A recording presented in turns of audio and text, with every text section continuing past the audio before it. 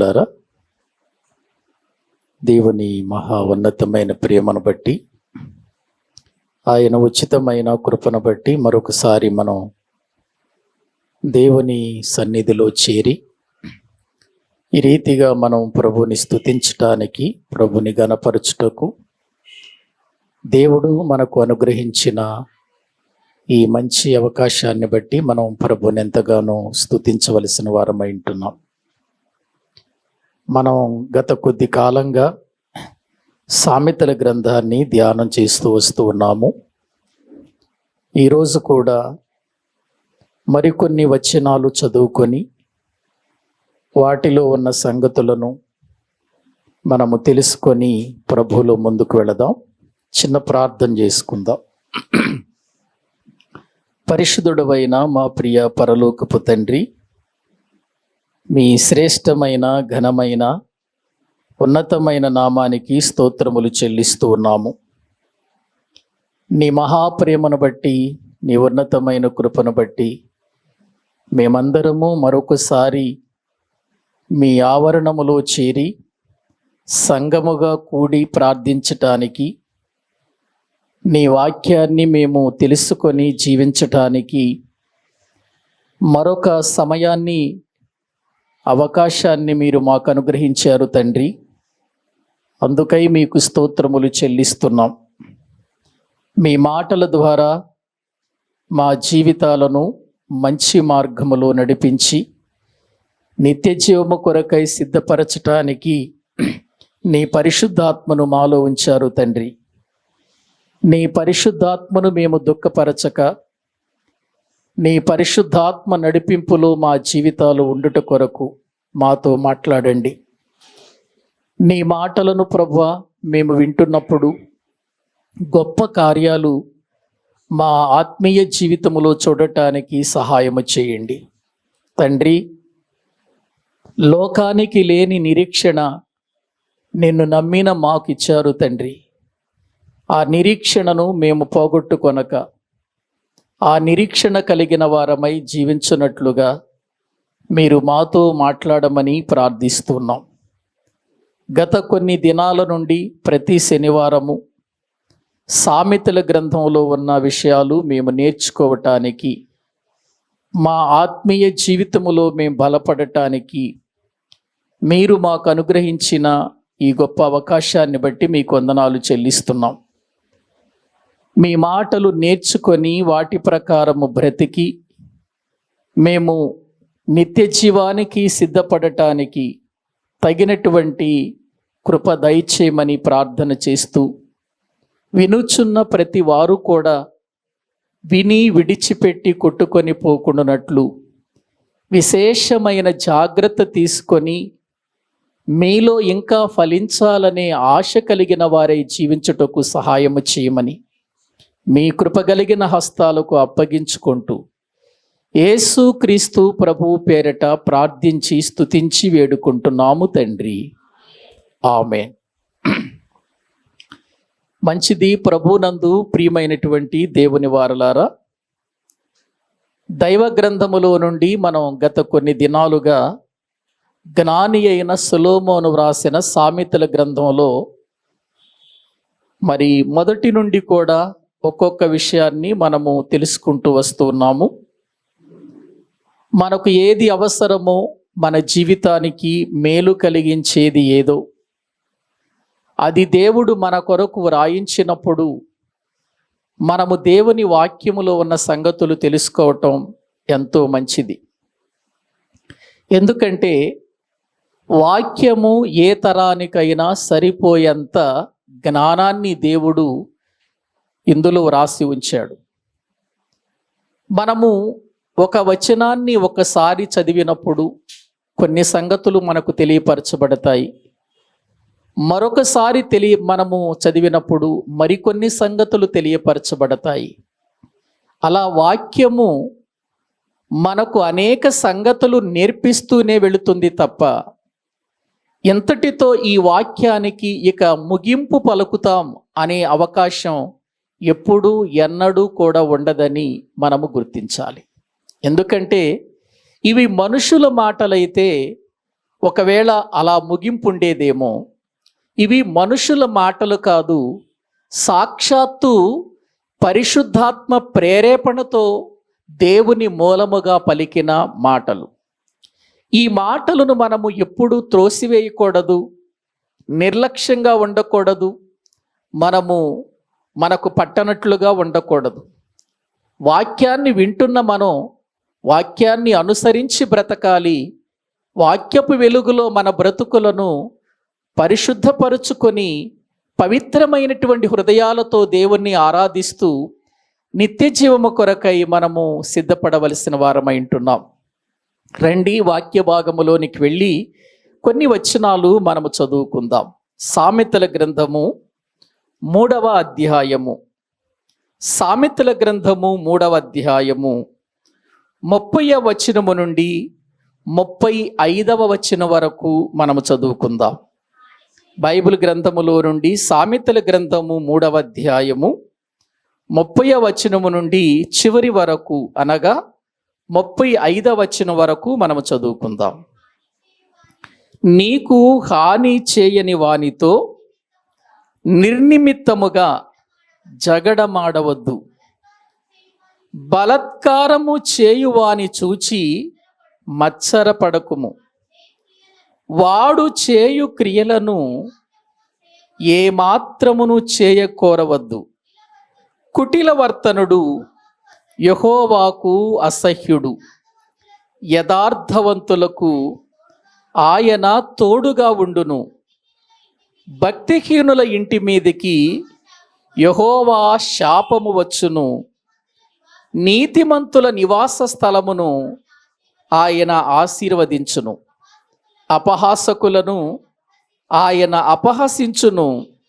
దీనుని ఎడల ఆయన దయచూపును.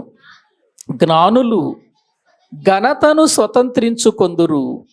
బుద్ధిహీనులు అవమాన భరితులగుదురు. చాలండి. ప్రభునందు ప్రియమైన దేవుని వారలారా, దైవ గ్రంథంలో మనము చదువుకున్న సొలొమోను ఈ యొక్క సామెతల గ్రంథంలో కుమారునికి చేస్తున్న ఉపదేశాన్ని మనము చూస్తున్నాం. ఎందుకంటే ఈ యొక్క సామెతల గ్రంథంలో మనకు మొదటి అధ్యాయాలలో కనబడుతున్న మాటలు నా కుమారుడా, నా కుమారుడా, నా కుమారుడా అనే మాటలతో ప్రారంభమవుతాయి ఈ అధ్యాయాలన్నీ. మనము ఒకేసారి చదివితే నా కుమారుడా నా ఉపదేశము వినుము అని ప్రారంభించిన ఆ ప్రారంభపు పలుకుల నుండి చివరి వరకు చెప్పబడినటువంటి మాటలలో చాలా విషయాలు మనకు ప్రియులారా కొన్ని తెలవచ్చు, కొన్ని తెలియకపోవచ్చు.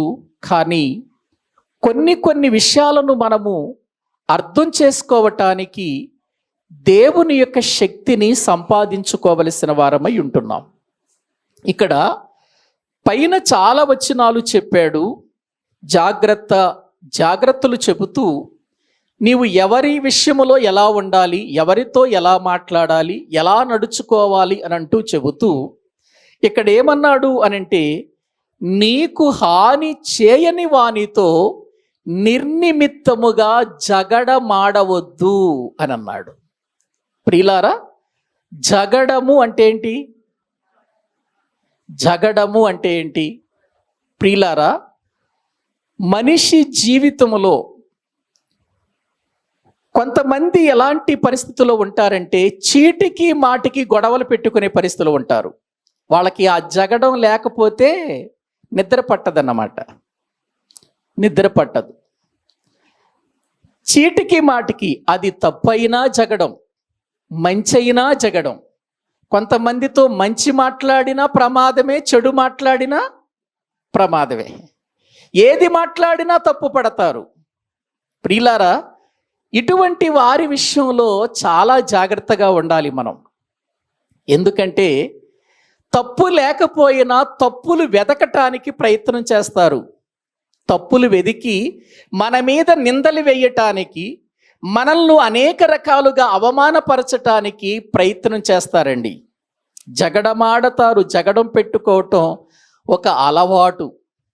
ఒకసారి ఒక దైవజనుడు చెబుతూ అన్నాడు, వారి ప్రాంతంలో వారి సంఘంలో ఒక ఆమె ఉందట. ప్రభువుని నమ్ముకుంది, ప్రభువుని తెలుసుకుంది, కానీ ఆమె ప్రతిరోజు ఎవరితో ఒకరితో గొడవ పడకపోతే నిద్రపోదట. ప్రార్థనైనా మానేస్తుందట, కానీ జగడమాడటం మాత్రం మానదట. అవసరమైతే దారెమ్మటే వెళుతున్నటువంటి వారి మీద ఆమె రాయి వేసి కదిలించుకుని మరీ జగడమాడిద్దట. ఏవండి, అంటే ఇటువంటి వారు కూడా ఉంటారా అనిపించింది నాకు. ఉంటారండి. ఎందుకంటే కొంతమందికి ఆ జగడం అనేది లేకపోతే వారికి నిద్ర పట్టదు. జగడం ఉండాలి. భర్తతోనైనా, పిల్లలతోనైనా, పొరుగు వారితోనైనా, లేకపోతే మరొకరితోనైనా ఏదో ఒక సమయంలో జగడం పెట్టుకోవాలన్నమాట. జగడం ఆడకపోతే వాళ్ళ జీవితాలంత తృప్తిగా ఉండవు. నిజంగా అండి, ఇటువంటి వారి జీవితాలు ఎంత భయానకంగా ఉంటాయంటే చెప్పటానికి వీల్లేదు. వాళ్ళతో మాట్లాడాలన్నా, వారితో సహవాసం చేయాలన్నా, వారితో కూర్చోవాలన్నా చాలా ప్రమాదం కలిగిస్తాయి. అందుకే దేవుని యొక్క వాక్యాన్ని మనము జ్ఞాపకం చేసుకుంటే ప్రభువు తన యొక్క దాసుని ద్వారా సెలవిస్తున్న మాట ఏంటంటే, నీకు హాని చేయని వానితో నిర్నిమిత్తముగా అన్నాడు. చూడండి, నిర్నిమిత్తముగా ఏం పెట్టుకోవద్దన్నాడు? జగడము పెట్టుకోవద్దు, జగడం ఆడవద్దు అని అన్నాడు. నీకు హాని చేయని వానితో నీకు జగడం ఎందుకు? నీకు హాని చేయని వానితో నీకు జగడం ఎందుకు? నీకు హాని లేదు కదా ఆ వ్యక్తి వలన. ఆ వ్యక్తి వలన నీకు హాని లేనప్పుడు జగడమాడటానికి ఎందుకు ముందుకు వెళుతున్నావు? ఎందుకు కాలు తువ్వుచున్నావు? ఏవండి, ఒక్కసారి మనము ఆలోచించాలి. ఈ మాట ప్రభువు తన యొక్క దాసుని ద్వారా సెలవివ్వటానికి కారణం ఏంటంటే, కారణము లేకపోయినా కారణాన్ని వెదుక్కొని జగడమాడే వాళ్ళు ఉంటారు కనుక ప్రభువు ప్రియులారా ఇక్కడ తన దాసుని ద్వారా ఇదిగో ఒక తండ్రి ఒక కుమారునికి ఇస్తున్న ఉపదేశము మనకు తెలియచేస్తున్నటువంటి విధానం ఎంత గొప్పగా ఉందో చూడండి. నీకు హాని చేయని వానితో నిర్నిమిత్తముగా నీవు ఏం చేయొద్దు? జగడమాడవద్దు అని పలుకుతున్నాడు. నిర్నిమిత్తంగా, కారణం లేకుండా.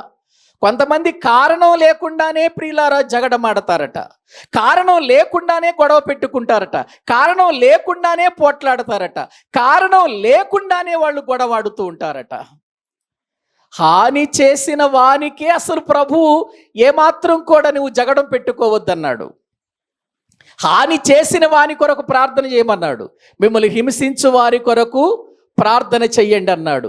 మీ శత్రువుల కొరకు మీరు ప్రార్థన చెయ్యండి, వారిని ప్రేమించండి అని అన్నాడు. శత్రువులనే ప్రేమించమన్న దేవుడు మిమ్మల్ని హింసించు వారి కొరకు ప్రార్థన చెయ్యండి అన్న దేవుడు హాని చెయ్యని వారికి మీరు కీడు తలపెట్టమని చెబుతాడండి? ఒక్కసారి మీరు ఆలోచించండి. ఇక్కడ చెబుతున్నాడు, ఎందుకంటే ఇటువంటి వారు కూడా ఉంటారు. ప్రజలంటే అందరూ ఒకే రీతిగా ఉండరు, ఇటువంటి స్వభావము కలిగిన వారు కూడా ఉంటారు. అంటే నిర్నిమిత్తముగా, కారణం లేకుండా నువ్వు ఏ హాని చేయకపోయినా, వారిని ఏ బాధ పెట్టకపోయినా, వారిని నువ్వేమి అనకపోయినా నీ మీద వాళ్ళు ఏమాడతారు? జగడమాడతారు. వారి విషయంలో నువ్వు జాగ్రత్తగా ఉండు. అటువంటి పరిస్థితులు నీ జీవితంలోనికి రాకుండా చూసుకో అని ఇక్కడ తెలియచేస్తున్నట్లుగా మనం చూస్తున్నాం.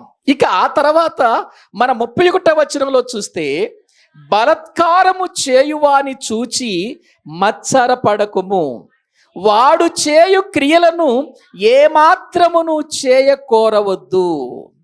బలత్కారము చేయువాని చూచి మత్సరపడొద్దు అని అంటున్నాడు. చూడండి, బలత్కారము చేసేవాడు, బలత్కారమైన జీవితాన్ని జీవించేవాడు ఎలా ఉంటాడు?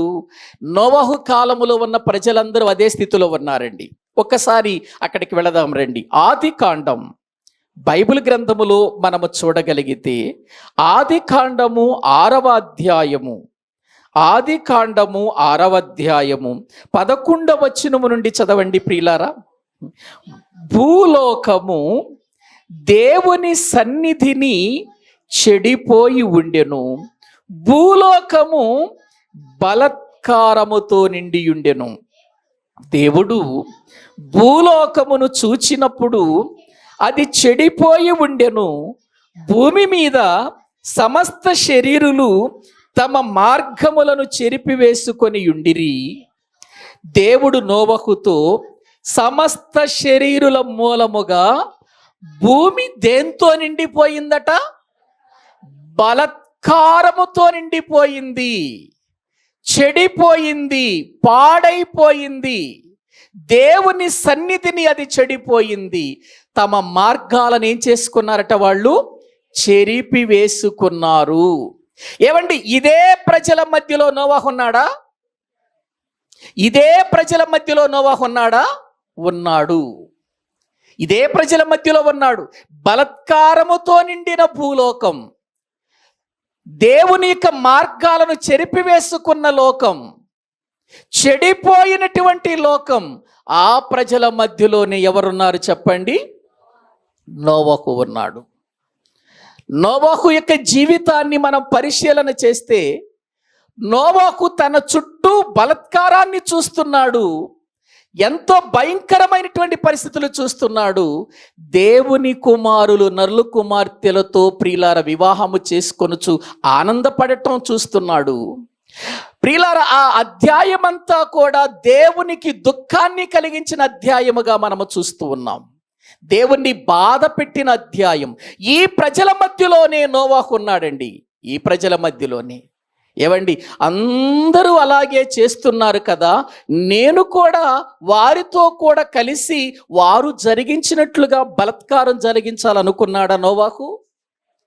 వాళ్ళు చెడిపోయారు కాబట్టి నేను చెడిపోయాను అని అనుకున్నాడా? ప్రియులారా, వారు దేవునికి అవమానము కలిగిస్తున్న వారిగా ఉన్నారు కాబట్టి నేను కూడా అలా బ్రతకాలి అని అనుకున్నాడా? లేదండి. ఒకవేళ అలాగూ అనుకునుంటే మళ్ళీ సృష్టి మరొక విధానముగా ఉండేది. మరొక విధానములో మానవ జాతి విధానం ఉండేది ప్రియులారా. కానీ దేవుడు వెతుకుతున్నాడు. బలత్కారముతో నిండిన ఈ లోకం, చెడిపోయిన ఈ లోకం, మార్గములను చెరిపివేసుకున్నటువంటి ఈ లోకం నిండిపోయిన బలత్కారముతో ఉండగా ఒక్కడైనా నీతిమంతుడేమైనా కనిపిస్తాడేమోనని దేవుడు వెదికినప్పుడు ఆ దేవుని వెదుకులాటలు దొరికిన వాడే నీతిమంతుడైన నోవాహు. ప్రియులారా, ఆలోచించండి.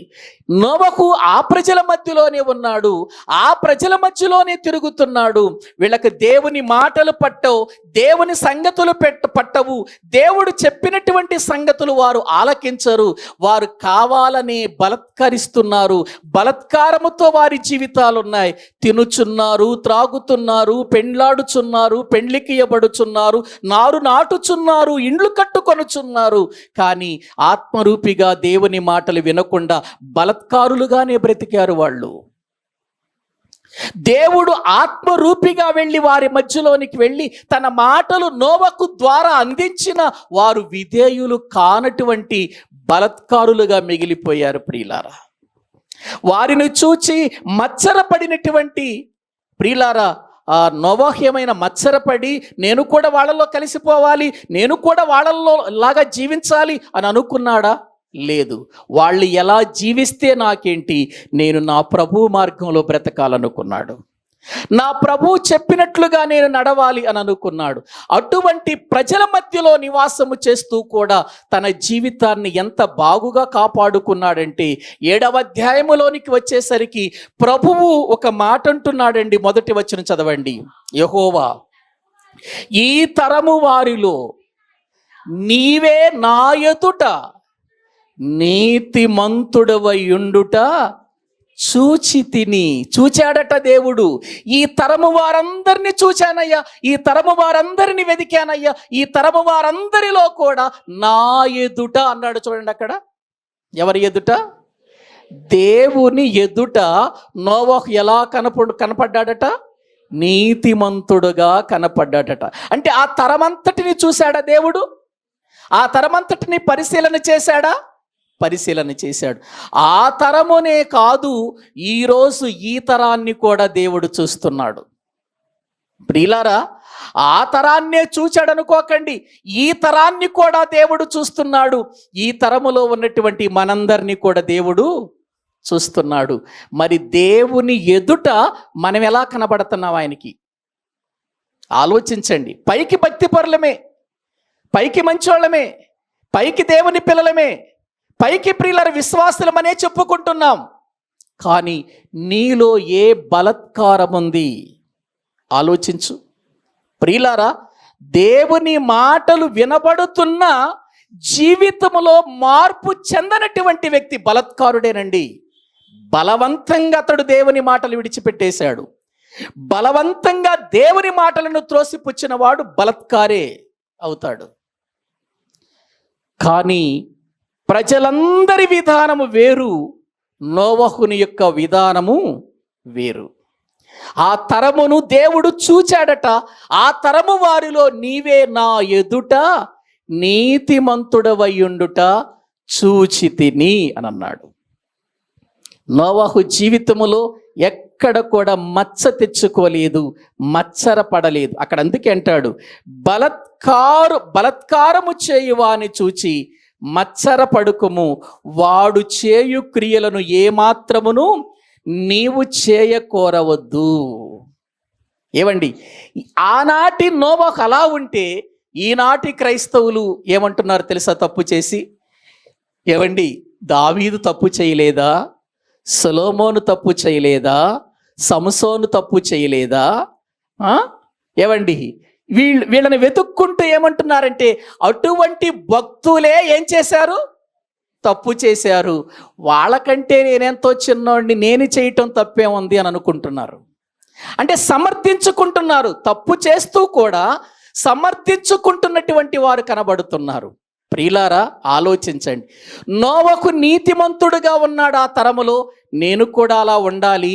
హానోకు 365 సంవత్సరాలు బ్రతికి 300 సంవత్సరాలు నిందారహితుడుగా దేవునితో నడిచాడు.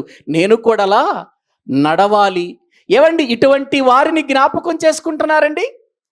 అంటే మన తప్పులను సమర్థించుకోవటానికి బైబిల్లో తప్పులు చేసినటువంటి వారిని వెతుక్కోవటం ఎంత తప్పో ఒక్కసారి మీరు ఆలోచించండి. దాన్నే బలత్కారం అంటారు, బలవంతం అంటారు. అదే గ్రహించండి. ఎవరినో చూసిన ప్రియులారు చూసి వారు చేసిన పొరపాటులు నేను చేయటంలో తప్పేముందంటున్నారు. మరి వారు పొందిన శిక్షలు కూడా నీ మీదకి వస్తాయి, అనుభవిస్తావా? వారి మీదకి వచ్చిన శిక్షలు కూడా మీ మీదకి వస్తాయి, అవి వద్దా? ఆ శిక్షలొద్దు. వాళ్ళు చేసిన పొరపాటులు మాత్రం ఆసరాగా తీసుకుంటున్నావు, వాళ్ళ మీదకి వచ్చిన శిక్షలు తీసుకుంటున్నావా? మరి అనుకూలంగా మార్చుకోకూడదు బైబిల్ని. బైబిల్కి మనం అనుకూలంగా మారాలి, కానీ మనకు అనుకూలంగా బైబిల్ని మార్చుకోకూడదు. ప్రియులారా, ఈ రోజున చాలామంది క్రైస్తవులు చేస్తున్న తప్పు ఇదే. వారికి అనుకూలంగా బైబిల్ గ్రంథాన్ని మార్చుకుంటూ బ్రతుకుతున్నారు, కానీ బైబిల్కి అనుకూలంగా నేను మారాలి అనేటువంటి విషయం, ఇదిగో ఇది చెబుతుంది బైబిల్, ఇది మారాలయ్యా నువ్వరంటే నేను మారను, అదే బలత్కారం. అటువంటి వారి క్రియలు కూడా ఏం చేయొద్దన్నాడు? నీవసలు వాటి జోలికి వెళ్ళొద్దు, వాటిని చేయగోరవద్దు అని మాట్లాడుతున్నట్లుగా దైవ గ్రంథంలో మనము చూస్తున్నాం. ప్రియులారా, కుమారునికి ఇస్తున్న ఉపదేశం అండి ఇది. కుమారునికి ఇస్తున్న ఉపదేశం మనకు ఉపదేశం కాదా? ఇది మనకు ఉపదేశం కాదండి, అందరికి ఉపదేశమేనండి ఇది. దేవుడు తన గ్రంథంలో ఒక సంగతిని వ్రాయించాడు అనంటే అది మనకు ఉపదేశమే అవుతుంది తప్ప అది మనకు చెందదు అని అనుకోకండి. ప్రియులారా, ఇక్కడ సొలొమోను మాట్లాడుతున్నటువంటి ఈ సంగతులను చూడండి. ఒక తండ్రి ఒక కుమారునికి చేస్తున్న ఒక మంచి ఉపదేశం. అదే మనము చదువుకుంటూ వస్తున్నాం మొదటి వచనము నుండి. ఆ ఉపదేశాన్నే చదువుకుంటూ వస్తున్నాం. ఆ ఉపదేశమే కంటిన్యూ అవుతుంది, అంతే. ఆ ఉపదేశమే కంటిన్యూ అవుతుంది. అందుకే ఇక్కడ ఏమంటున్నాడు? నీకు హాని చేయని వానికి నిర్నిమిత్తముగా నీవు జగడం పెట్టుకోవద్దు అని అన్నాడు. రెండవది, బలత్కారము చేయువాని చూచి మత్సరపడకము, వాడు చేయు క్రియలను ఏమాత్రము చేయకోరవద్దు. అలా చేసినటువంటి భక్తులను మన ముందు పెట్టాడు. ఎందుకు పెట్టాడు? మీరు కూడా అలా బ్రతకండి. మీ మధ్యలో ప్రజలు పాపముతో జీవిస్తున్నప్పుడు, మీ ప్రజలు బలత్కారముతో జీవిస్తున్నప్పుడు, దేవుని సన్నిధిని చెడిపోయిన ప్రజలు మీ మధ్యలో ఉన్నప్పుడు, ఇదిగో మీరు వారి దగ్గర వారిని చూసి పడొద్దు కానీ వారి క్రియలు మీరు చెయ్యకుండా చాలా జాగ్రత్త పడండి. అది మీకు మేలు అని చెబుతున్నట్లుగా వాక్యములో మనము చూస్తుంటున్నాం. ఇక 32వ వచనం చదవండి, సామెతల గ్రంథం ప్రియులార వాక్యములో నుండి 3వ అధ్యాయం 32వ వచనం. కుటిల వర్తనుడు యెహోవాకు అసహ్యుడు, యథార్థవంతులకు ఆయన తోడుగా నుండును. కుటిల వర్తనుడు అన్నాడు. వాడుక భాషలో దుర్మార్గుడు అని ఉంది. ప్రియులారా, దేవుని వాక్యములో మనము ఈ సామెతల గ్రంథంలో మనము చదువుకుంటున్న ఈ బైబిల్లో కుటిల వర్తనుడు, మనతో బాగానే ఉంటాడు, మనతో మంచిగానే మాట్లాడతాడు, మనతో మంచిగానే సహవాసం చేస్తాడు, మనతో ప్రేమ ఉన్నట్లుగా నటిస్తాడు, మన కొరకు గోతులు తవ్వుతాడు. లేరండి ఇటువంటి వాళ్ళు? బోళ్ళు మంది ఉన్నారండి. ప్రియులారా, ఆలోచించండి.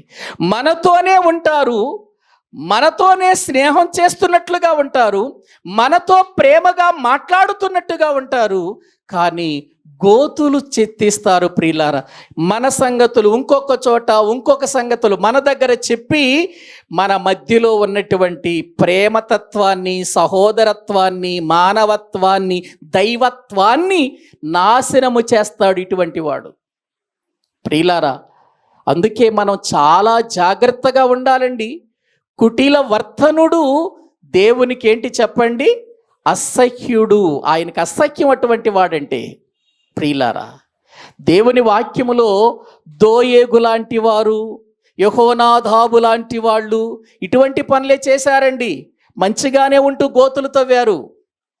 ప్రియులారా, దోయేగు అనేటువంటి వాడు దావీదు దగ్గర ఉన్నాడు, దావీదుతో ప్రేమగా మాట్లాడేవాడు.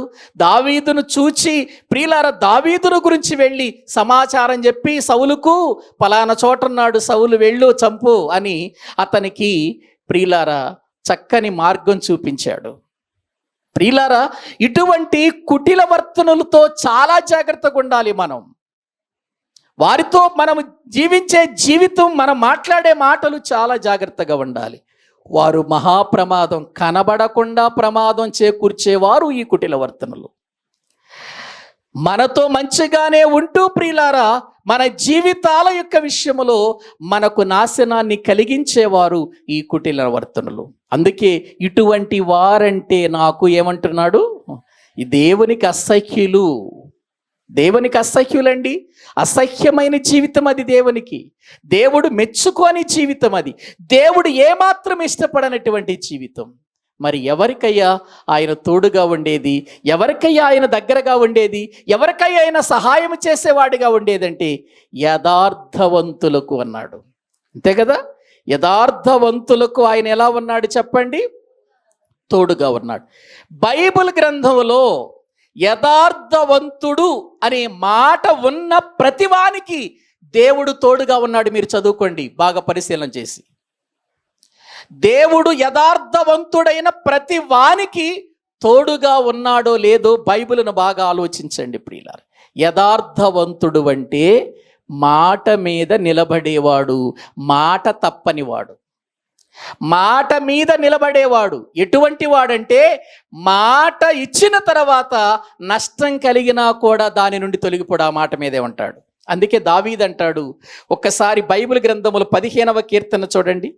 15వ కీర్తన దేవుని వాక్యాన్ని మనము చూస్తే అక్కడ యెహోవా నీ గుడారములు అతిథిగా ఉండదగిన వాడెవడు అంటూ ప్రారంభించిన ఆ కీర్తనలో క్రిందకొచ్చేసరికి 4వ వచనంలో ఏమన్నాడు చూడండి.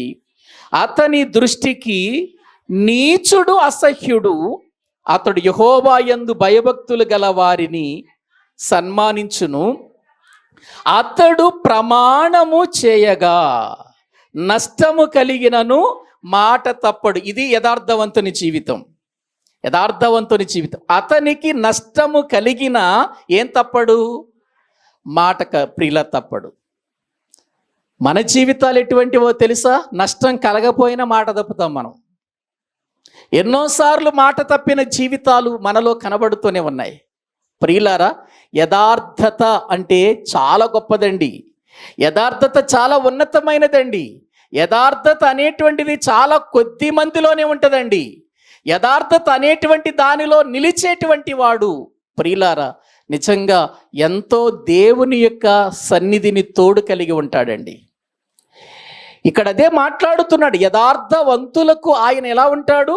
తోడుగా ఉండును. ఈ యథార్థవంతుల గురించి మనం ముందు వచనాల్లో చాలాసార్లు ప్రియులరు చదువుకున్నాం, వాటిని చెప్పాం. యథార్థవంతుని జీవితం, యథార్థవంతుని యొక్క బ్రతుకు, యథార్థవంతుని యొక్క నడక, యథార్థవంతుని యొక్క ప్రియులర పలుకు, యథార్థవంతుని యొక్క ప్రవర్తన అంతా కూడా మాట మీదే ఉంటుంది. అంతే. మాట అంటే మాటే. ఇంకా నష్టము కలిగినా కూడా మాట తప్పడు. ఎటువంటి పరిస్థితులు వచ్చినా మాట తప్పడండి. మాట మీద నిలబడతాడు, మాట తప్పుకోడు. ఇది చేస్తాను అనంటే నష్టము కలిగినా చేస్తాడు అది. ఇది చెయ్యను అనంటే అతనికి నష్టము కలిగినా చెయ్యడు అది. ప్రియులారా, యథార్థత కలిగిన జీవితం. యథార్థత మనల్ని కాపాడుతుందండి. యథార్థత మనల్ని దేవుని కొరకు పెంచుతుందండి. యథార్థత మనల్ని వర్ధిల్ల చేస్తుందండి. యథార్థత మన జీవితాలను దేవుని కొరకు నిలబెడుతుందండి. యథార్థత దేవుని వాక్యములో లోతులైన సంగతులను మనకు తెలుసుకునే అవకాశాన్ని కలిగిస్తుందండి. యథార్థత అనేటువంటిది దేవుని దృష్టిలో చాలా గొప్పదండి. ఎందుకంటే ఆయన కూడా యథార్థవంతుడు గనుక. అందుకే యథార్థవంతుడు యథార్థవంతులకు తోడుగా ఉంటాడు. తోడుగా ఉంటాడు ఆయన. ప్రియులారా, మరి ఈ రోజున మనం యథార్థవంతులముగా బ్రతుకుతున్నామా? దేవునికి ఎన్నోసార్లు మాట ఇచ్చాం, ఎన్నిసార్లు తప్పాం? మాట ఇచ్చి ఎన్నిసార్లు తప్పాం మనం? దేవుని దగ్గర ఎన్నో తీర్మానాలు చేశాం మనం. మాట ఇవ్వటం అంటే తీర్మానం చేయటం అన్నా, మాట ఇవ్వటం అన్నా ఒకటే, మొక్కుబడి చేయటం అన్నా ఇదంతా ఒకటే. ఒక లిస్టులోకి వస్తుంది.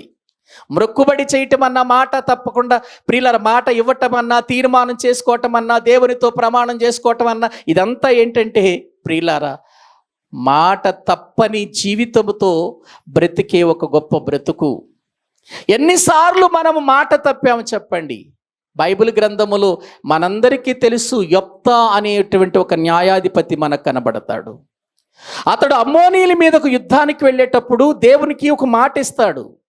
ప్రభువా, నేను యుద్ధానికి వెళుతున్నాను, అయ్యా అమ్మోనీయుల మీద కనుక నాకు విజయాన్ని చేకూరిస్తే నేను తిరిగి వచ్చేటప్పుడు నా కళ్ళకు ముందు ఏది కనబడుతుందో అది నీకు అర్పించేస్తాను అని అన్నాడు.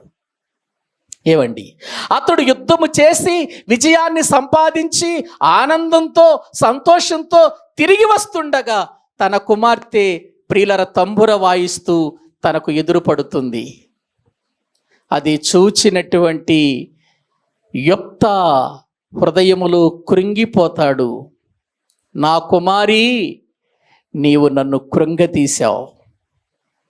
ఏం తెలియదు కదా ఆ అమ్మాయికి. ఏం తెలుసు మా తండ్రి ఇలాగూ మాట ఇచ్చాడని? నేను యెహోవాకు మాట ఇచ్చి ఉన్నాను అని మాట్లాడుతుంటే ఆ పాప అంటది, డాడీ నువ్వు దేవునికి మాట ఇచ్చావా? దేవునికి మాట ఇచ్చావు కనుక తప్పకుండా అది చెయ్యాల్సిందే,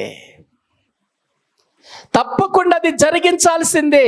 అది కూతురుగా నేనా, మరొకట కాదు. నువ్వు మాట ఇచ్చింది ఎవరికి? దేవునికి. దేవునికి మాట ఇచ్చావు కనుక అది జరిగించాలి. ప్రియులారా, యథార్థమైన జీవితం అంటే అది, యథార్థమైన బ్రతుకంటేది. ఎన్నోసార్లు తీర్మానాలు చేసుకుంటాం. ఇక నుండి ప్రభువా నీ కొరకు బ్రతుకుతాను, ఇక నుండి నేను మందిరాన్ని మాన్ను, ఇక నుండి దేవా నీ సన్నిధిలకు ప్రభువా నేను దూరము కాను, నీ వాక్యం విని నీ వాక్యానుసారముగా బ్రతుకుతాను. ప్రభువా నా జీవితంలో ఇది జరిగించావు కనుక నా బ్రతుకులో నేను ఎన్నడూ కూడా నాయన నీ వాక్యానికి దూరము కాను. ఎన్నో ఎన్నో ఎన్నో తీర్మానాలు చేశాం మనం. కానీ ఆ తీర్మానాలలో నిలిచి ఉన్నామా మనం? ఆ తీర్మానాలతో మనం బ్రతుకుతున్నామా? ఏవండి, బాప్తీసం తీసుకున్న దగ్గర నుంచి ఎన్ని తీర్మానాలు చేసాం మనం. ఆ నీళ్లల్లో నిలబడిన దగ్గర నుండి ప్రియులారా ప్రారంభమైన మన తీర్మానాలు ఎన్ని తీర్మానాలండి, ఎన్ని తీర్మానాలు. వాక్యము మన సంధించినప్పుడల్లా పశ్చాత్తాపముతో ప్రభు దగ్గర ఒప్పుకొని ఒక తీర్మానం చేసుకున్నాం. ఆ తీర్మానం ప్రకారం మనం నడవగలుగుతున్నామా? ఒక్కసారి ఆలోచించండి. అందుకే అంటాడు బైబిల్లో, నువ్వు మొక్కుకొని చేయకుండిన ఎడల మొక్కు కొనకుండా ఉండటమే మేలు అన్నాడు. ప్రియులారా, దేవునికి మాట ఇచ్చి చెయ్యకపోతే నువ్వు ఎలా యథార్థవంతుడు అవుతావు ఆయన దృష్టిలో, ఎలా న్యాయవంతుడు అవుతావు ఆయన దృష్టిలో. అందుకే ఆయన ఇటువంటి మాట మాట్లాడి మాటలు ప్రియులర చెప్పి ఆయన్ని ఏదో మోసం చెయ్యాలని నువ్వు దేవుణ్ణే మోసం చేసే వ్యక్తివైతే దేవుడు నీకెలా తోడుగా ఉంటాడు? దేవుణ్ణే మోసం చేసేవాడి మనుషులు ఇంకెంత మోసం చేస్తావో. ఏవండి, ఆలోచించండి ప్రియులారా. అందుకే దేవుడు అందరికీ తోడుగా ఉంటాడు అనుకోకండి, యథార్థవంతులకు మాత్రమే తోడుగా ఉంటాడు ఆయన. మాట ఇచ్చి నిలబెట్టుకొని జీవించేవాని జీవితంలోనే ఆయన తోడుగా ఉంటాడు. అందుకే అక్కడ వాక్యములో కింద 33వ వచనంలో ఏమంటాడు చూడండి, భక్తిహీనుల ఇంటి మీదకి యెహోవా శాపము వచ్చును, నీతిమంతుల నివాస స్థలమును ఆయన ఆశీర్వదించును. ఇక్కడ 2 గుంపుల ప్రజలను గురించి మాట్లాడుతున్నాడు. ఒకటి భక్తిహీనుల ఇల్లు, నీతిమంతుల నివాస స్థలం. ఇక్కడ మాట్లాడుతున్న మాటలు చూడండి, భక్తిహీనుల ఇల్లు, నీతిమంతుల నివాస స్థలం. నీతిమంతులు ప్రియులారా, కుటుంబానికి ఆయన పెట్టిన పేరు నివాస స్థలం అంటే అట్లా ఉండాలి అన్నాడు. కానీ భక్తిహీనుల నివాస స్థలం అనలా, భక్తిహీనుల ఇల్లు అన్నాడు. చూడండి, అక్కడ ఇల్లు నీతిమంతుల నివాస స్థలం. భక్తిహీనుల ఇల్లు అన్నాడు, నీతిమంతుల ఇల్లు అనలా, నీతిమంతుల నివాస స్థలం అని అన్నాడు. ప్రియులారా, నివాస స్థలము, ఇల్లు, ఇటువంటి మాటలు ప్రియులారా రకరకాలుగా మనం మాట్లాడుకోవచ్చు. కానీ కొన్నిసార్లు మనం మాట్లాడేటప్పుడు అండి కొన్ని పదాలు వాడతామండి. కొన్ని గృహాల గురించి మాట్లాడేటప్పుడు ఏంటో తెలుసా, ఏం వాడతామో తెలుసా? అమ్మో, ఆ కొంపకి నేను వెళ్ళనని అంటారు. కొంప ఏంటి, అది ఇల్లు కదా. ఎందుకని? కొంప అనే మాటకు ఇల్లు అనే మాటకు తేడా ఉందా లేదా? ఎందుకంటాం అలా? ఆ కొంపకి నేను వెళ్ళనండి అని ఎందుకంటాం? ఆ ఇంటిలో ఉండేవారి జీవితం సరైనది కాదు కనుక, వాళ్ళ మాటలు మాట్లాడటం సరిగా మాట్లాడరు గనుక, వారి బ్రతుకు సరిగా లేదు గనుక ప్రియులారా, ఆ ఇంటికి వెళితే ప్రమాదం గనుక ఆ ఇంటిని ఇల్లుగా పిలవటానికి ఇష్టపడం మనం. ఆ కొంపకి నేను వెళ్ళనండి అని అంటాం. ప్రియులారా, వాస్తవానికి మనం ఆలోచించాలి. అది కూడా ఒక ఇల్లే, అది కూడా ఒక గృహమే. కానీ ఆ గృహాలను గురించి, ఆ యొక్క ప్రియుల ఇళ్ల గురించి మాట్లాడుకునేటప్పుడు కొన్ని పదాలు ప్రభు వాడాడు అని అంటే అక్కడ తేడా మనము గుర్తించాలి. ప్రియులారా, బైబిల్ గ్రంథములో ఒక గృహం అన్నాడు, గుడారం అన్నాడు, ప్రియులార ఇల్లు అన్నాడు, నివాస స్థలము అని అన్నాడు. ఇలా చాలా పేర్లు బైబిల్ గ్రంథములో ఉన్నాయి. దేవుడు ఒక పదాన్ని అక్కడ వాడుతున్నాడు అని అంటే ఎందుకు వాడుతున్నాడనేది మనము తెలుసుకోవాలి. భక్తిహీనులు ఇల్లు. ప్రియులారా, ఆ ఇల్లు ఎందుకు ఇంటి ఇల్లు అని మాట్లాడుతున్నాడంటే ఆ ఇంటిలో ఉన్న వాళ్ళంతా ఎవరంటే భక్తిహీనులు. ప్రియులారా, ఇల్లే పాటలుంటాయి, ప్రార్థన ఉంటుంది, వాక్యం చదవటం ఉంటుంది, ఆదివారం గుడికి వెళ్ళటం ఉంటుంది, వాక్యం వినటం ఉంటుంది, ఇంటికి రావటం ఉంటుంది. కానీ భక్తిహీనులుగానే బ్రతుకుతారు వాళ్ళు. భక్తిలో బ్రతకరు వాళ్ళు. భక్తిలో పెరగాలని ఆశ ఉండదు, భక్తిలో ఎదగాలని కోరిక ఉండదు. వెళతారు, ప్రార్థనకి వెళతారు, పాటలు పాడతారు, ప్రార్థన చేస్తారు, వాక్యం వింటారు. ప్రియులారా, అన్ని విధాలలో వాళ్ళు ఉంటారు. కానీ భక్తిలో ఏం చేయరు వీళ్ళు? ఎదగరు. ఎందుకు ఎదుగుదల లేదు భక్తిలో అంటే ఎక్కడో లోపం ఉంది. ఎక్కడో ప్రియుల హీనత ఉంది, భక్తిహీనత అన్నాడు. రక్తహీనత అంటే ఏంటి? రక్తము లేకపోవటం. ప్రియమైన దేవుని బిడ్డలారా ఆలోచించండి. అలాగే భక్తిహీనత అంటే ఏంటి? పిలుచుకోవటానికి భక్తులే వీళ్ళు, కానీ భక్తిలో ఏముంది చెప్పండి? హీనత అంటే ఎదుగుదల లేకపోవటం. ఎదుగుదల లేకపోవటం, దేవుని వాక్యాన్ని విని లోతైనటువంటి ఆత్మీయ స్థితిలోనికి వెళ్ళకపోవటం, సరైన విధానములో బ్రతుకును జాగ్రత్త పరుచుకోకపోవటం. ప్రియులారా, జీవితము మారనంత వరకు, బ్రతుకులో మన ఆలోచనలు మారనంత వరకు, మన నడక మారనంత వరకు భక్తిలో మనం ఎదగలేము. ప్రతి విషయములో మనకు మారు మనసు రావాలి. ఏదో ఒక్కసారి పొందేసాం మారు మనసు అనుకోకండి. ఒక్కసారి పొందేసాం మారు మనసు, ఆ తర్వాత మన జీవితంలో ఇంకా ఏ చెల్యం లేదు అనుకోకండి. ప్రతి దినము మారు మనసు పొందాలి రక్షించబడిన వ్యక్తి. కారణం ఏంటి? పౌలు గారు అంటాడు, దినదినము మా బాహ్య పురుషుడు కృషించుచున్నను, మా ఆంతర్య పురుషుడు దినదినము ఏం చేయబడుతున్నాడు? నూతన పరచబడుతున్నాడంటే ఈ రోజు కంటే రేపు నూతనం, రేపటి కంటే ఎల్లుండి నూతనం, ఎల్లుండి కంటే అవతల ఎల్లుండి నూతనం, ఇలా ప్రతి దినము కూడా నూతన పరచబడుతున్నాడు, భక్తిలో ఎదుగుతున్నాడు. కానీ మనం ఎక్కడే సేవ గొంగడంటే అక్కడే, భక్తిలో లేదు ఎదుగుదల. అంటే హీనత ప్రారంభమైంది. ఈ భక్తిహీనుల ఇంటి మీదకి శాపము తప్ప ఏమొస్తుంది చెప్పండి? దేవుడు పంపించడు శాపాన్ని, మనమే తెచ్చుకుంటున్నాం శాపాన్ని. ప్రియులారా, అందుకే అక్కడ మాట్లాడుతూ ఆ మాటలు చెప్పాడు. ఏవండి, యోధా ఇస్కరియోతు దేవునితో తిరిగినవాడేనా? తిరిగినవాడే. దేవుని మాటలు విన్నవాడేనా? యేసు ప్రభు శిష్యుడిగా పేరు పొందినవాడేనా? అపోస్తలుడు అని పిలువబడినవాడేనా? పిలువబడినవాడే. కానీ అతని గూర్చి వ్రాయబడినటువంటి ప్రియులర మాటలు ఒక్కసారి మనము చదువుకుందాం.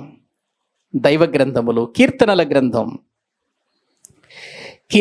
గ్రంథం దేవుని వాక్యములో నుండి ప్రియులర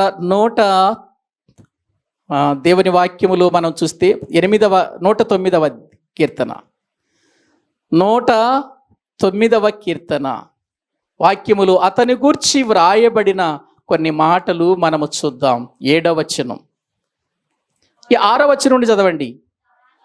వాని మీద భక్తిహీనుని అధికారిగా నుంచుము, అపవాది వాని కుడి ప్రక్కన నిలుచునుగాక. వాడు విమర్శలోనికి తేబడినప్పుడు దోషి అని తీర్పు నొందునుగాక.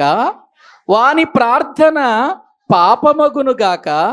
వాని జీవిత దినములు కొద్దివగునుగాక. వాని ఉద్యోగము వేరొకడు తీసుకొనుగాక. వాని బిడ్డలు తండ్రి లేని వారగుదురుగాక. వారి భార్య విధవరాలగునుగాక. వాని బిడ్డలు దేశదిమ్మరులై భిక్షమెత్తుదురుగాక. పాడుపడిన తమ ఎండ్లకు దూరముగా జీవనము వెదుకుదురుగాక. ఇవన్నీ ప్రియులారా అక్కడ వ్రాయబడిన సంగతులు కదా. ఇప్పుడు ఇదే విషయాన్ని యోధా ఇస్కరియోతులో పేతురు గారు చెబుతూ ఏమన్నాడు? అపోస్తుల కార్యముల గ్రంథంలోకి రండి. అపోస్తుల కార్యముల గ్రంథం దేవుని వాక్యములో నుండి 1వ అధ్యాయము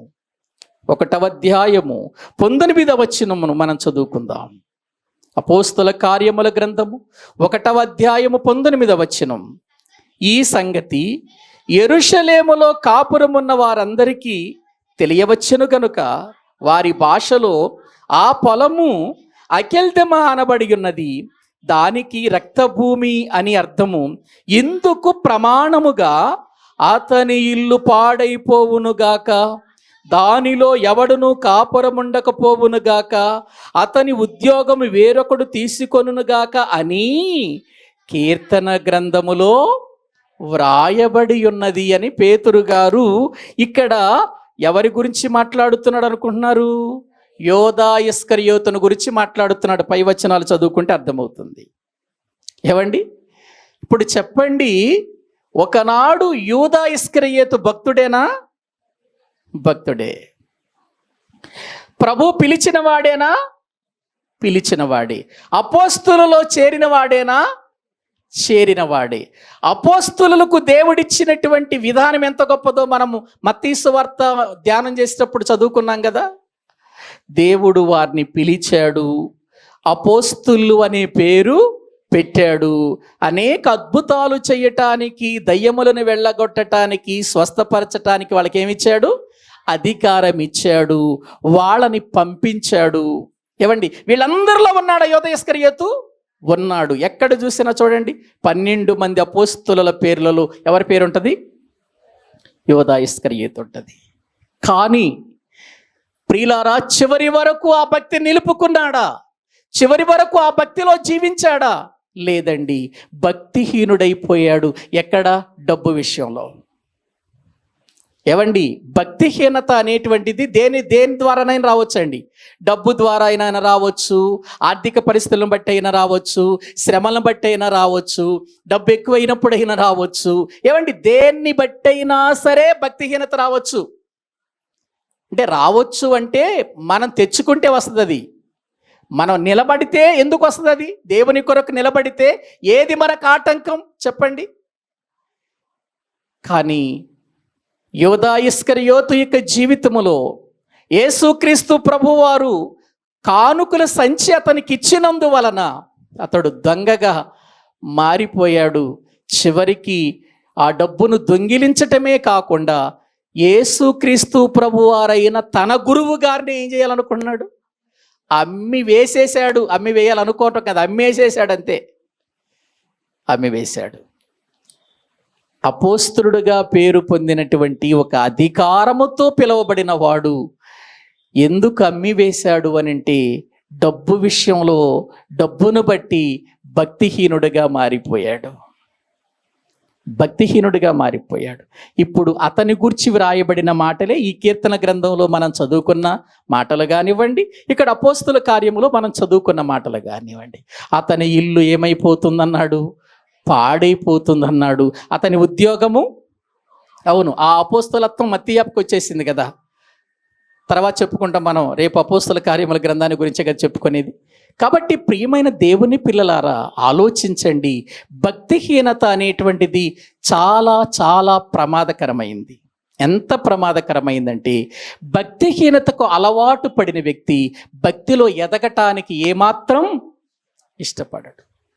రక్తహీనత వచ్చిన వానికి రక్తం ఎక్కించొచ్చేమో కానీ భక్తిహీనతలోనికి వెళ్ళిన వాడిని భక్తి ఎక్కించటం చాలా కష్టం. ఎందుకంటే నేను చెప్పలేదు, బైబిలే చెప్పింది. ఒక్కసారి వెలిగించబడి పరిశుద్ధాత్మ వరమును రుచి చూచి, ఏవండి, అందులో ఉన్నటువంటి సంగతులన్నీ కూడా తెలుసుకొని ఒక వ్యక్తి తన జీవితంలో ప్రియులారా అతడు తిరిగి లోకంలో పడిపోతే ఆ వ్యక్తి తిరిగి తన జీవితాన్ని మార్చటం చాలా కష్టం అన్నాడు కదా హెబ్రీయులకు రాసిన పత్రికలో. కానీ భక్తిహీనుడుగా ఉన్నా కూడా తను ఏమనుకుంటాడంటే, నేను భక్తిపరుణ్ణే అని అనుకుంటాడు. చూసుకోడు, వాక్యాన్ని బట్టి చూసుకోడు. ఆ జీవితం వాక్యాన్ని బట్టి సరిపోయిందా, వాక్యాన్ని బట్టి బ్రతుకుతున్నానా నేను అని చూసుకోరు వీళ్ళు. వాక్యాన్ని బట్టి అసలు ఎప్పుడు తమ జీవితాలను సరిచూసుకుంటే మాత్రం జాగ్రత్త పడతాడు. భక్తిహీనత వచ్చినటువంటి వ్యక్తి జీవితంలో ఎక్కదు భక్తి. అది చాలా ప్రమాదం. అందుకే శాపము తప్ప ఇంకా ఇంటి మీదకి ఏమీ రాదు. నీతిమంతుల నివాస స్థలమును యెహోవా ఏం చేస్తాడు? ఆశీర్వదిస్తాడు అని దైవ గ్రంథములో మనము చూస్తుంటున్నాం. ప్రియులారా, ఇక ఆ తర్వాత వచనాలు కూడా మనం చదువుకుందాం. ఈరోజు ఈ 3వ అధ్యాయాన్ని మనం ముగించేయాలి. వాక్యంలో మనము చూస్తే, అపహాసకులను ఆయన అపహసించును, దీనుల ఎడల ఆయన కృప, ఆయన దయ చూపును. అపహాసకులు, ఏవండి, అపహాసకులు ఎదుటివారిని చూచి అపహాస్యం చేసేవారు. బైబిల్లో అందుకే కీర్తనం, ప్రారంభ కీర్తనలోనే ఆ మాట ఉంది, అపహాసకులు కూర్చుండు చోటున కూర్చోవద్దు. ప్రియులారా, మీ అందరికీ తెలుసు, ఒకనాడు ఎలీషా గారు ఏలియా గారితో పాటు వెళ్ళి తిరిగి బేతేలుకు వస్తున్నాడు. బేతేలుకు వచ్చాడు. ఆ బేతేలు దగ్గరకు రాగానే అక్కడ ఉన్నటువంటి బాలురు ఏం చేశారండి? ఎలీషా గారిని ఆ బోడివాడ అని ఏం చేశారు? అపహాస్యం చేశారు. బాలురు అని అంటే చిన్నపిల్లలు అనుకోకండి మీరు. బాలురు అంటే చిన్నపిల్లలు అనుకోకండి. పాత నిబంధనలో ఎక్కడైనా వాక్యాన్ని మనము చూచినప్పుడు బాలురు అన్నప్పుడు వారి వయసును మనము గమనించాలి. అక్కడ యవనస్తులు వివాహము కానటువంటి యవనస్తులైనటువంటి వాళ్ళ జీవితాలు నిజంగా ప్రియులారా, ఒక దైవజనుడిని చూచి, ఒక ప్రవక్తను చూచి, మా ప్రాంతానికి ప్రవక్త వచ్చాడు అని ఆనందించవలసినటువంటి వీళ్ళు బేతేలులో ఉంటూ కూడా బేతేలులో ఉండి దేవుని సేవకుని ఏం చేశారు? అపహాస్యం చేశారు. ఏమొచ్చింది వాళ్ళకి? ఏం ప్రియులారా, వాళ్ళ జీవితంలో ఏమి నష్టం కలిగింది? ఆ ప్రాంతానికి దేవుడు ఎలుగుబంటులను పంపించాడు. ఈ ప్రియులారా 52 ఎంతమంది బాలురందరినీ కూడా ఏం చేశాడు? దైవజనుడు దేవుని కొరకు యథార్థంగా బ్రతికేవాడిని అపహాస్యం చేస్తే ప్రియులారా చాలా తొందరగా మనం దేవుని యొక్క శిక్షణ పొందుకోగలం. గ్రహించండి, అపహాస్యము అనేది చెయ్యకూడదు. ప్రియులారా, దేవుని యొక్క లేఖనాల్లో మనము చూస్తే పైగా అతనికి ఉన్నటువంటి ఆ శరీర తత్వాన్ని చూసి మరీ ప్రియులారా వాళ్ళు అపహాస్యం చేశారు. ఆయనకి కొంచెం బట్టతలు అనుకోండి, ఎగతాళి చేయాలా? ఎలీషా గారికి బోడివాడా ఏం చేశాడు ఆయన? మీ ప్రాంతానికి మేలు చేసిన వాడు ఆయన. బేతేలుకు ఆయన ఎంతో మేలు చేసిన వాడు. అటువంటి మేలు చేసిన వాడిని ఆ ప్రియులార స్థితిలో ఆయన్ని అపహాస్యం చేస్తున్నారు అని అంటే తల్లిదండ్రులు ఏమి నేర్పారు ఆ పిల్లలకి? దైవజనులు అపహాస్యం చేయటం నేర్పించారా? ప్రవక్తను అపహాస్యం చేయటం నేర్పించారా?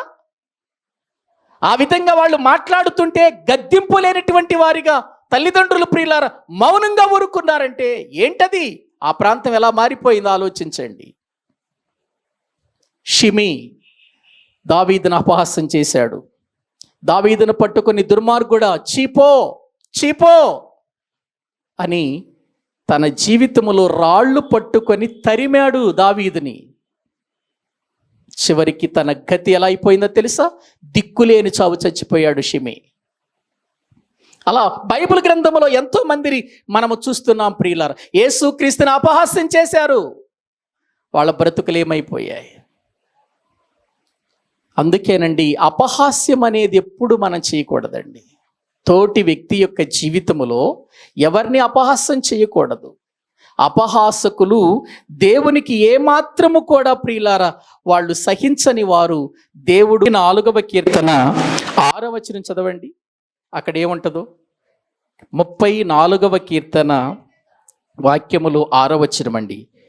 ఈ దీనుడు మొర్రపెట్టగా యెహోవా ఆలకించెను, అతని శ్రమలన్నిటిలో నుండి అతని రక్షించెను. దీనుడు ఏవండి, వాక్యములో మనము గ్రహించినట్లయితే దీనుల గురించి చాలా చోట్ల వ్రాయబడిందండి. దాని గురించి కూడా మనం చెప్పుకున్నాం. ఈ దీనుడు మొర్రపెట్టగా యెహోవా ఏం చేశాడట? అవును, ఆయన సన్నిధిలో దీనత్వము కలిగిన వారిగా మనం మొర్రపెట్టాలి. అప్పుడు ఆయన మన ప్రార్థన వింటాడు, మన శ్రమలన్నిటిలో నుండి మనల్ని ఏం చేస్తాడు? రక్షిస్తాడు. దీనులుగా వెళ్ళిపోవాలి ఆయన పాదాల దగ్గరికి, దీనులుగా వెళ్ళిపోవాలి. పేతురు గారు రాసిన పత్రికలో ఉంటుంది, అహంకారులను ఎదిరించి దీనులకు కృప అనుగ్రహించును అని అంటాడు. ప్రియులారా, దీనులుగా ఉండాలండి మనం దేవుని సన్నిధిలో, దీనత్వం నేర్చుకోవాలి. ఇంకా ఆ తర్వాత 35వ వచనం చదవండి.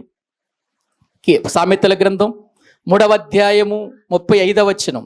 జ్ఞానులు ఘనతను స్వతంత్రించుకొందురు, బుద్ధిహీనులు అవమాన భరితులగుదురు. ప్రియులారా, ఈ వచనాలన్నీ కూడా నేను ఎందుకు త్వరగా ముందుకు చెబుతున్నానంటే ఇవే వచనాలు మళ్ళీ తర్వాత మనకు వస్తాయండి. ఇటువంటి వచనాలే తర్వాత మనకు వస్తాయి. అప్పుడు చాలా మనము వివరంగా నేర్చుకుందాం. ఆలోచించండి, ఇక్కడ వ్రాయబడిన మాట, జ్ఞానులు ఘనతను ఏం చేసుకుంటారు? ఘనత. ప్రియులారా, ఈ భూమి మీద దేవుని యొక్క వాక్యానికి అంకితమై వాక్యపు వెలుగులో జీవిస్తూ వాక్యపు లోతులు తెలుసుకొని వాక్యములో ఉన్నటువంటి ప్రతి సంగతిని కూడా తెలుసుకోవటానికి మనము దేవుని ఆత్మ ద్వారా మనము ప్రయత్నం చేయగలిగితే, వాక్యపు యొక్క లోతు మనకు అర్థమైతే, దాని వలన మనకేమొస్తుంది చెప్పండి? ఘనత వస్తుందండి.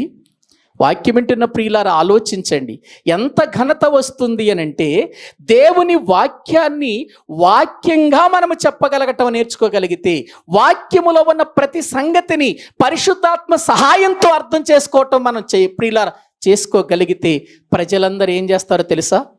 ఏవండి, ఆయన వాక్యం చెబితేనండి చాలా బాగుంటుందండి, చాలా విషయాలు చెబుతారండి, చాలా సంగతులు నేర్పిస్తారండి, మంచి సబ్జెక్ట్ చెబుతాడండి, వినటానికి వినసొంపుగా ఉంటుందండి. ప్రజలు ఏం చేస్తారు? మనల్ని ఘనపరుస్తారు, ఘనత వస్తుందండి. ఏవండి, కొంతమంది ఉంటారు, వాక్యం ఒకటి తీసుకుంటారు, ఇంకో చోటకి వెళ్ళిపోతూ ఉంటారు. ఆ సందర్భం ఉండదు, ఆ సబ్జెక్ట్ ఉండదు. అందుకే నేను యూత్ మీటింగ్లో కొన్ని ప్రసంగ శాస్త్రంలో ప్రసంగాలు ఎలా ఉంటాయో చెప్పాను. నేను ఎన్ని రకాల ప్రసంగాలు ఉంటాయో, అసలు ఆ రకాలైన ప్రసంగాలలో ఒక్కటి కూడా కొన్నిసార్లు వినబడదు. అందుచేత ప్రజలు ఏమైపోతారంటే విసిగిపోతారు. ఏవండి, వాక్యము చెబుతున్నారు కానీ అది మాకేం అర్థం కావట్లేదండి, వాక్యము యొక్క విధానం ఏంటో మాకు అర్థం కావట్లేదండి. ప్రియులారా, రకరకాలైనటువంటి విషయాలు మన గూర్చి ప్రియులారా వినబడుతున్నప్పుడు మనం మార్చుకోవలసిన అవసరం ఉందా లేదా చెప్పండి? ఉందండి. ప్రజలకు అర్థం అవ్వటానికే యేసుక్రీస్తు వారు ఏం చేశాడు? ఉపమానాలతో చెప్పాడు ఆనాటి ప్రజలకు. ఎందుకయ్యా ఇన్ని ఉపమానాలతో చెబుతున్నావంటే ఏమన్నాడు ఆయన? ఏమన్నాడండి? చూడండి ఒకసారి మత్తయి సువార్త. వాళ్ళకి అర్థమయ్యేటట్లుగా వాళ్ళకి చెబుతున్నాడు. ఒకసారి మత్తయి సువార్త దైవ గ్రంథములో మనము చూస్తే మత్తయి సువార్త 13వ అధ్యాయము ఆయన మాట్లాడుతున్న మాటలు మనము చూస్తే 34వ వచనం 33వ వచనం చదవండి.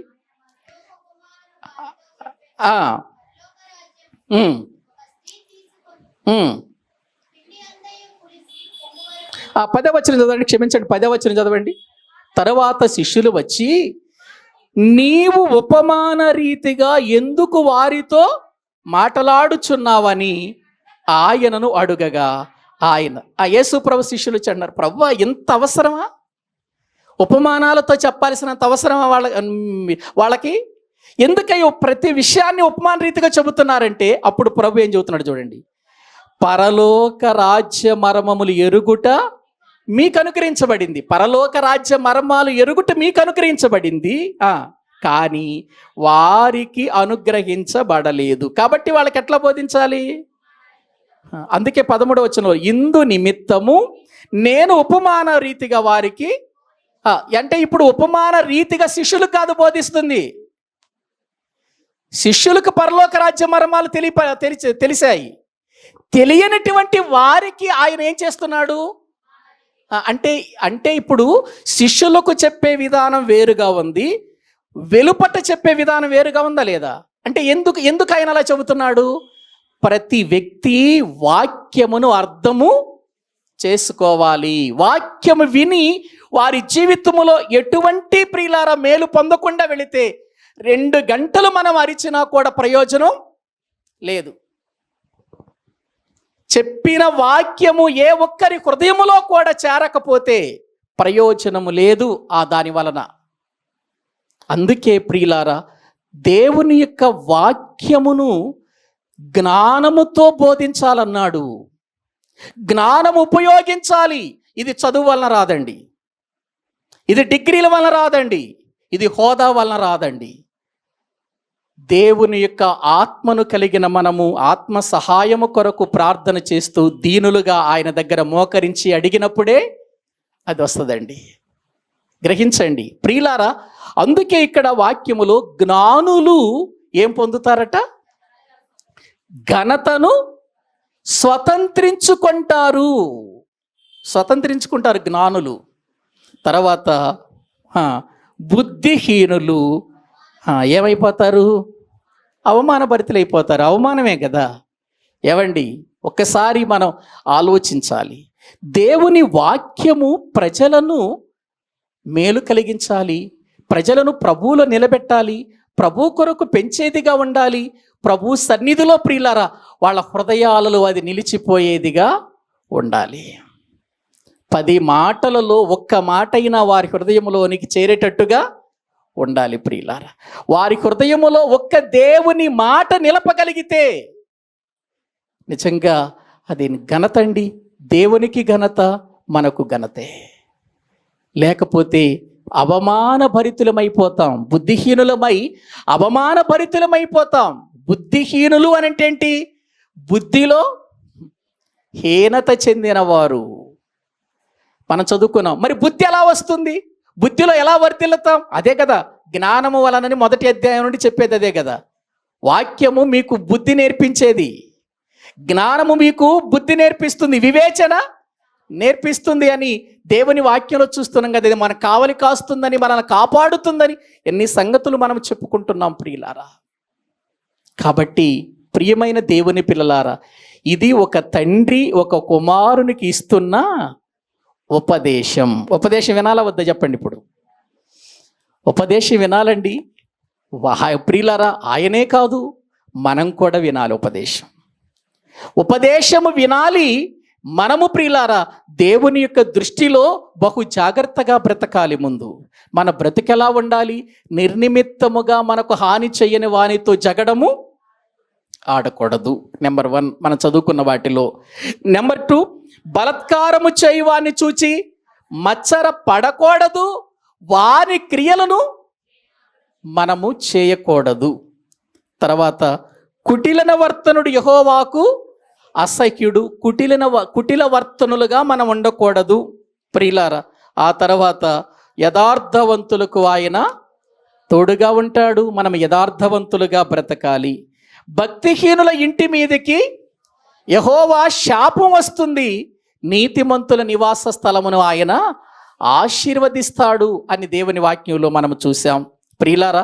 అపహాసకులను ఆయన అపహసిస్తాడని, దీనుని ఎడల ఆయన దయ చూపుతాడని వాక్యములో మనం ప్రియులారా చూసాం.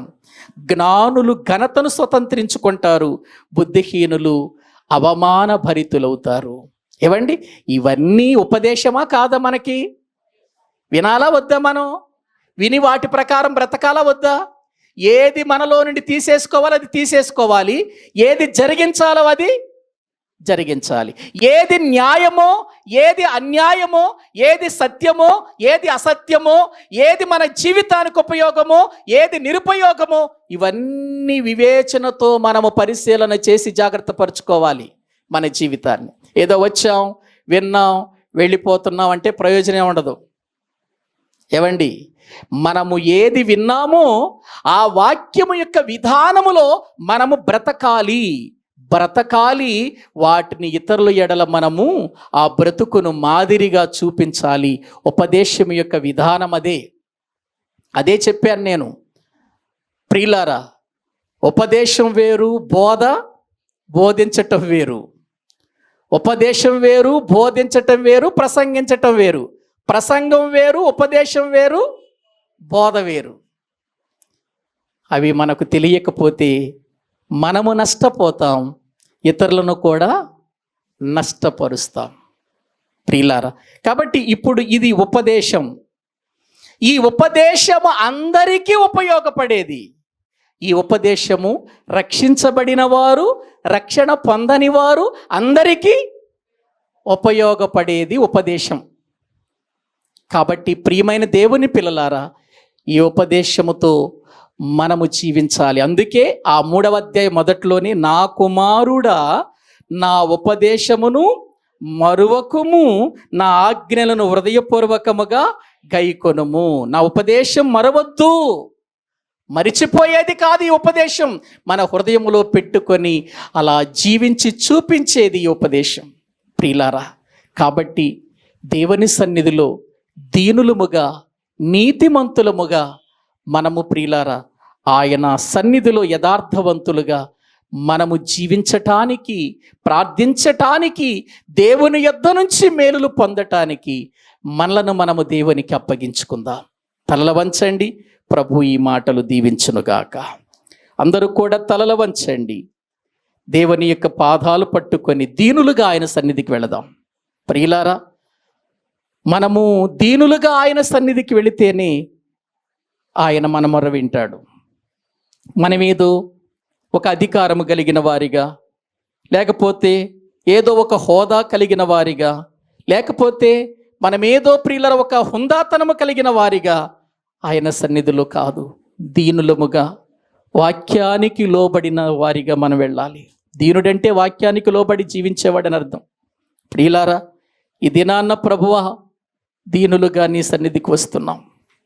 ఈ దీనుడు మొర్ర పెట్టగా యెహోవా ఆలకించెను, అతనికి కలిగిన శ్రమలన్నిటిలో నుండి ఆయన విడిపించెను అని మీ వాక్యములో చూస్తున్నామయ్యా. అయ్యా, ఈ భూమి మీద మా జీవితం ఏ పాటిది నాయన? ఇటువంటి మా బ్రతుకులను మీరు ప్రేమించి విలువైన జ్ఞానముతో కూడిన నీ ఉన్నతమైన మాటలు మాకు నేర్పిస్తున్నారయ్యా. ఇన్ని నేర్పిస్తున్నా మేము వాక్యానికి లోబడకుండా, మేము వాక్యానికి విధేయులం కాకపోతే బలత్కారులముగా పిలువబడుతున్నామయ్యా. బలత్కారుల మధ్యలో మేము తండ్రి నివాసము చేస్తున్నప్పుడు ఒక నోవహు వలె బ్రతకటం మా జీవితానికి ఎంత అవసరమని మీ వాక్యం చెబుతుంది. బలత్కారముతో నిండిన లోకములో నాయన ఆ తరము వారందరిలో ఒక్కడే నీతిమంతుడు కనిపించాడు నోవహు. ఈరోజు మమ్మల్ని చూస్తున్నప్పుడు, మా బ్రతుకులను చూస్తున్నప్పుడు, మా హృదయాన్ని చూస్తున్నప్పుడు మేము ఎలా కనబడుతున్నామయ్యా? నీకు అపరాధులుగా కనబడుతున్నామా? దోషులుగా కనబడుతున్నామా? భక్తిహీనులుగా కనబడుతున్నామా? బుద్ధిహీనులుగా కనబడుతున్నామా? అయ్యా, అలా కనబడవద్దు నాయన. ఆయన తగినటువంటి వాక్య విధానములో జీవించే ఆ గొప్ప జీవితం నాకు పెట్టండి ప్రభు అని మనందరము కూడా కొన్ని నిమిషాలు ప్రార్థన చేద్దామండి. అందరము కూడా కొన్ని నిమిషాలు నోరు తెరచి దేవుని సన్నిధికి వచ్చాం. దేవుని మాటలు విన్నాం. ఒట్టిగా వెళ్ళిపోవద్దు. మనం వచ్చిన వారము వచ్చినట్లుగా వెళ్ళిపోవద్దు. మన హృదయాలు జాగ్రత్త పరుచుకుందాం. అయ్యా, నా జీవితంలో జగడమాడే వ్యక్తిగా ఉన్నానేమో, కుటిలనవర్తనుడిగా ఉన్నానేమో, అపహాసకుడిగా ఉన్నానేమో, బలత్కారముతో నిండిన వానిగా ఉన్నానేమో, బుద్ధిహీనుడిగా ఉన్నానేమో. అయ్యా, ఇంటి మీదకు శాపం తెచ్చుకునే భక్తిహీనునిగా ఉన్నానేమో. మమ్మల్ని జ్ఞాపకం చేసుకోండి అయ్యా. అటువంటి పరిస్థితుల నుంచి మమ్మల్ని విడిపించు నాయన. మళ్ళీ మనము దేవునికి అప్పగించుకొని ప్రభు సన్నిధిలో ప్రార్థన చేసుకుందాం.